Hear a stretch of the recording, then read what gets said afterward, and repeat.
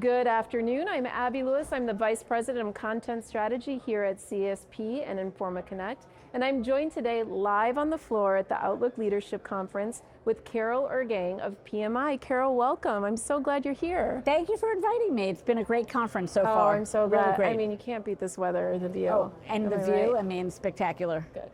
So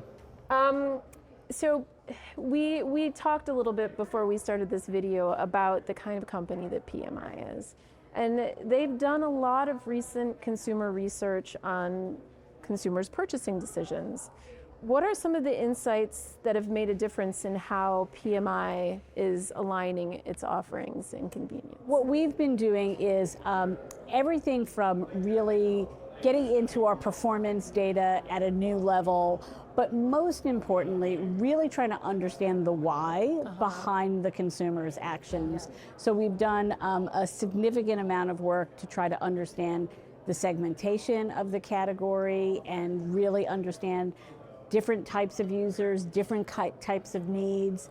And we're doing a lot of real-time learning, both through social media and just being out in the market, videoing consumers all the time. We have a always-on sort of listening capability.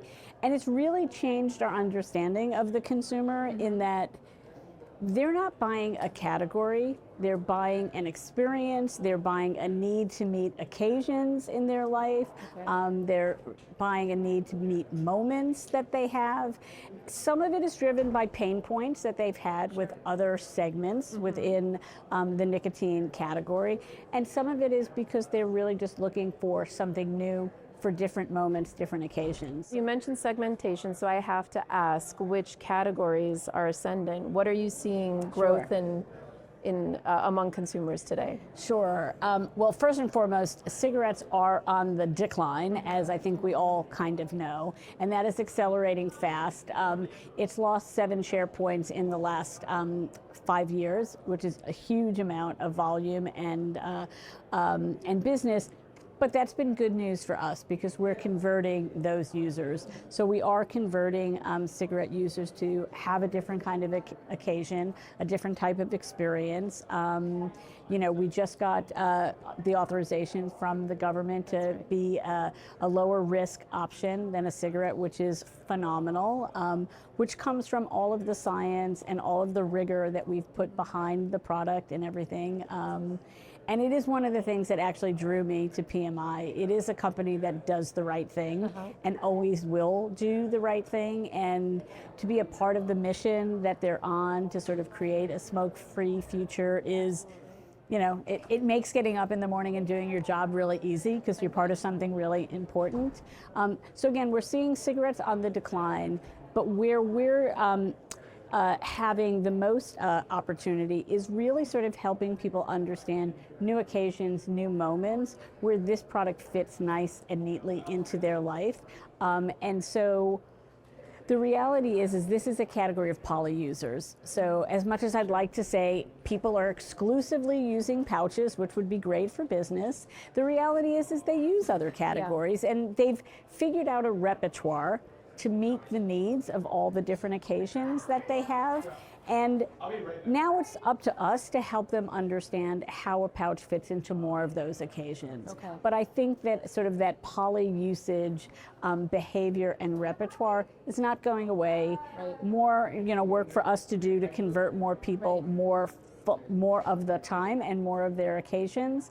And I think that's the opportunity of growth for us. So can you talk a little bit about the back bar change to accommodate these products? How have they changed? How have they evolved in light of consumer preferences? Sure. I was actually just on a 5-state tour last week, looking at all of our new products. So we've just launched 3 new flavors: peach, black cherry, and dragonberry.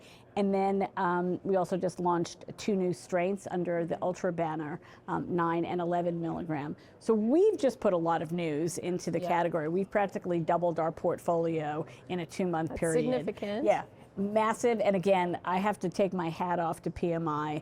how they moved with speed to put that in market Right. at a rate that I've never seen in my career. So like kudos to them. But so we've seen lots of news into the category.